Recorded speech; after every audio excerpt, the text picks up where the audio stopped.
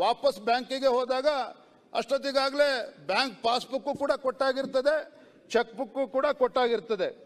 ಆವಾಗಲೇ ಚಂದ್ರಶೇಖರ್ ಅವರಿಗೆ ಬಹಳ ದೊಡ್ಡ ಹಗರಣ ನಡೀತಾ ಇದೆ ಅಂತಕ್ಕಂಥದ್ದು ಅವರಿಗೆ ಗೊತ್ತಾಗ್ತಕ್ಕಂಥದ್ದು.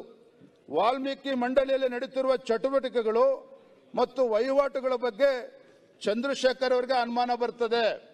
ಯಾವಾಗ ಇವರಿಗೆ ಗೊತ್ತಿಲ್ಲದೇನೆ ಬ್ಯಾಂಕ್ ಚೆಕ್ ಬುಕ್ ಮತ್ತು ಪಾಸ್ಬುಕ್ಗಳು ಹೋಗ್ತದೆ, ಅಲ್ಲಿ ಅವ್ರಿಗೆ ಅನುಮಾನ ಬರ್ತದೆ ಅಂತಕ್ಕಂಥ ಮಾತನ್ನ ಸ್ವತಃ ಚಂದ್ರಶೇಖರ್ ಅವರು ತಮ್ಮ ಡೆತ್ ನೋಟ್ ಅಲ್ಲಿ ಹೇಳಿರ್ತಕ್ಕಂಥದ್ದು. ಮಾನ್ಯ ಸಭಾಧ್ಯಕ್ಷರೇ, ಅವ್ರು ಹೇಳ್ತಾರೆ, ಇವತ್ತು ವಾಲ್ಮೀಕಿ ನಿಗಮದ ಬ್ಯಾಂಕ್ ವಹಿವಾಟುಗಳನ್ನು ನಿರ್ವಹಿಸ್ತಾ ಇದ್ದರಿಂದ ಯಾವುದೇ ಕ್ಲಿಯರೆನ್ಸ್ ಅಥವಾ ಒಪ್ಪಿಗೆ ಇಲ್ಲದೇನೆ ತಮ್ಮ ಬ್ಯಾಂಕ್ ಖಾತೆಯಿಂದ 50 ಕೋಟಿಗಳ ರು ಅಷ್ಟು ಮೊತ್ತವನ್ನು ಅಪರಿಚಿತ ಘಟಕಕ್ಕೆ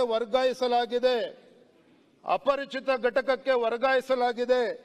ಈ ವಿಚಾರವನ್ನ ಬ್ಯಾಂಕ್ ಮೂಲಕ ಚಂದ್ರಶೇಖರ್ ಅಧಿಕಾರಿಗೆ ಮಾಹಿತಿ ಸಿಗ್ತದೆ. ಮಾನ್ಯ ಸಭಾಧ್ಯಕ್ಷರೇ, ಇಲ್ಲಿ ಬಹಳ ಪ್ರಮುಖವಾಗಿರ್ತಕ್ಕಂಥ ಅಂಶ ಏನು ಅಂತ ಹೇಳಿದ್ರೆ, ವಿಧಾನಸೌಧ ಕಾರಿಡಾರ್ನಲ್ಲಿ ಎಲ್ಲರೂ ಕೂಡ ಮಾತನಾಡ್ತಾರೆ, ಯಾರು ಅಪರಿಚಿತ ವ್ಯಕ್ತಿಗಳಲ್ಲ. ವಿಧಾನಸೌಧ ಕಾರಿಡಾರ್ನಲ್ಲಿ ಆಗಾಗಲೇ ಕಾಣಿಸ್ತಕ್ಕಂಥ ನೆಕ್ಕುಂಡಿ ನಾಗರಾಜ್ ಅವರು ಅವತ್ತು MD ಅನ್ನು ಕೂಡ ಭೇಟಿ ಮಾಡ್ತಾರೆ.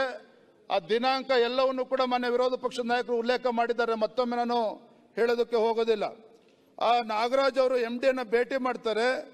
ಚಂದ್ರಶೇಖರ್ ಅವರ ಸಮ್ಮುಖದಲ್ಲೇ, ಯಾವ ಚಂದ್ರಶೇಖರ್ ಆತ್ಮಹತ್ಯೆ ಮಾಡಿಕೊಂಡ್ರು ಅವರ ಸಮ್ಮುಖದಲ್ಲೇ ಆಗಿನ ಸಚಿವ ನಾಗೇಂದ್ರ ಅವರು, ಅವರ ಆಪ್ತ ಸಹಾಯಕರಾಗಿರ್ತಕ್ಕಂಥ ನಾಗರಾಜ್ ಕರೆ ಮಾಡಿ ಹೇಳ್ತಾರೆ, ಈ ವ್ಯವಹಾರದ ಬಗ್ಗೆ ಸ್ವಲ್ಪ ಸಮಯದ ಕಾಲ ಬಾಯಿ ಬಿಡಬೇಡಿ. ನಾಗರಾಜ್ ಒತ್ತಾಯ ಮಾಡ್ತಾನೆ ಅಧಿಕಾರಿಗಳಿಗೆ, ಏನು ಅವ್ಯವಹಾರ ಆಗಿದೆ ಇವತ್ತು ವಾಲ್ಮೀಕಿ ಅಭಿವೃದ್ಧಿ ನಿಗಮದಲ್ಲಿ, ಇದ್ರ ಬಗ್ಗೆ ಎಲ್ಲೂ ಕೂಡ ಚರ್ಚೆ ಮಾಡಕ್ ಹೋಗಬೇಡಿ.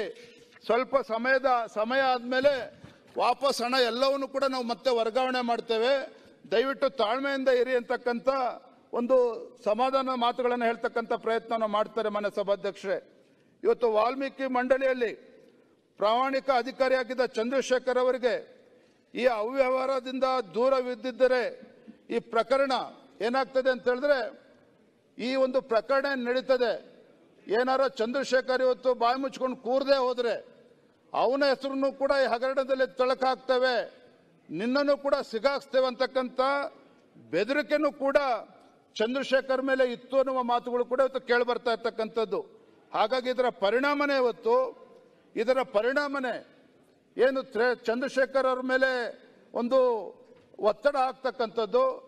ಚಂದ್ರಶೇಖರ್ ಏನು ಆತ್ಮಹತ್ಯೆ ಮಾಡ್ಕೊಂಡಿದ್ದಾರೆ, ಅವ್ರ ಮೇಲೆ ಏನು ಒತ್ತಡ ಜೊತೆಗೆ ಬೆದರಿಕೆ ಆಗ್ತಕ್ಕಂಥ ಕೆಲಸ ಕೆಲವರಿಂದ ಏನಾಗಿದೆ, ಇದರ ಪರಿಣಾಮ ಮಾನ್ಯ ಸಭಾಧ್ಯಕ್ಷರೇ 26/5/2024 ಅಂದ್ರೆ 26ನೇ ತಾರೀಕು ಮೇ ಚಂದ್ರಶೇಖರ್ ಆತ್ಮಹತ್ಯೆ ಮಾಡಿಕೊಂಡಿದ್ದಾರೆ ಅಂತ ಹೇಳಿದ್ರೆ ಕಾರಣ ಈ ಸರ್ಕಾರದ ಪ್ರಮುಖ ಸ್ಥಾನದಲ್ಲಿರ್ತಕ್ಕಂಥ ಕೆಲವರು ಏನು ಬೆದರಿಕೆ ಹಾಕಿದ್ರು, ಏನು ಒತ್ತಡ ಹಾಕಿದ್ರು, ಆ ಬೆದರಿಕೆಗೆ ಒತ್ತಡಕ್ಕೆ ಮಣಿದು ಆ ಚಂದ್ರಶೇಖರ್ ಅವರು ಆತ್ಮಹತ್ಯೆ ಮಾಡ್ಕೊಂಡಿರ್ತಕ್ಕಂಥದ್ದು. ಮಾನ್ಯ ಸಭಾಧ್ಯಕ್ಷ, ದುರಾದೃಷ್ಟ ಏನಪ್ಪಾ ಅಂತ ಹೇಳಿದ್ರೆ, ಆಡಳಿತ ನಡೆಸ್ತಕ್ಕಂಥ ನಾಯಕರು ಇವತ್ತು ಉಪಮುಖ್ಯಮಂತ್ರಿಗಳಾಗಿ ಎಲ್ಲ ಹೇಳಿಕೆಯನ್ನು ಕೊಡ್ತಾರೆ. ಇವತ್ತು ಯಾರೋ ಒಬ್ಬ ಅಧಿಕಾರಿ ಆತ್ಮಹತ್ಯೆ ಮಾಡಿಕೊಂಡ್ರೆ ನಾನು ರಾಜೀನಾಮೆ ಕೊಡಬೇಕಂತೇಳಿ ಅಂದಿನ ಸಚಿವರು ಹೇಳಿಕೆಯನ್ನು ಕೊಡ್ತಾರೆ. ಮತ್ತೊಂದು ಕಡೆ ಉಪಮುಖ್ಯಮಂತ್ರಿಗಳು ಹೇಳ್ತಾರೆ, ಇವತ್ತು ಯಾರೋ ಅಧಿಕಾರಿ ಆತ್ಮಹತ್ಯೆ ಮಾಡಿಕೊಂಡಿದ್ದಾರೆ, ಈ ಹಗರಣ ಇವತ್ತೇ ನಡೆದಿದೆ, ಈ ವಾಲ್ಮೀಕಿ ಅಭಿವೃದ್ಧಿ ನಿಗಮದಲ್ಲಿ ನಡೆದಿರ್ತಕ್ಕಂಥ ಹಗರಣ ಕೇವಲ ಅಧಿಕಾರಿಗಳು ಮಾತ್ರ ಇನ್ವಾಲ್ವ್ ಆಗಿರ್ತಕ್ಕಂಥದ್ದು, ಯಾವುದೇ ಮಂತ್ರಿಗಳು ಇದರಲ್ಲಿ ಇನ್ವಾಲ್ವ್ಮೆಂಟ್ ಇಲ್ಲ, ಯಾವುದೇ ಶಾಸಕರು ಇದರಲ್ಲಿ ಇನ್ವಾಲ್ವ್ಮೆಂಟ್ ಇಲ್ಲ, ಕೇವಲ ಅಧಿಕಾರಿಗಳು ಮಾತ್ರ ಇದರಲ್ಲಿ ಮುಳುಗಿದ್ದಾರೆ, ಹಗರಣದಲ್ಲಿ ಭಾಗಿಯಾಗಿದ್ದಾರೆ, ಅವರಷ್ಟೇ ತಪ್ಪಿತಸ್ಥರು ಅನ್ನುವ ದಾಟಿಯಲ್ಲಿ ಮಾತನಾಡಿರ್ತಕ್ಕಂಥದ್ದು.